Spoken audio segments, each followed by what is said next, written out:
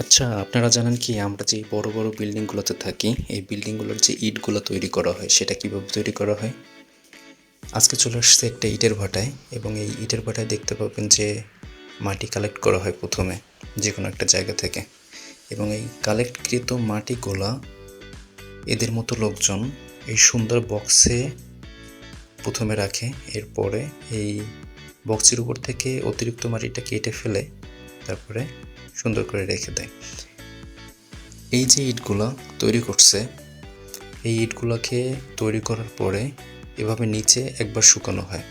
তারপরে যখন একটু মোটামুটি শুকায় তখন এইরকম করে লম্বা করে শুকাতে রাখা হয় যাতে আরও ভালো করে শুকায়।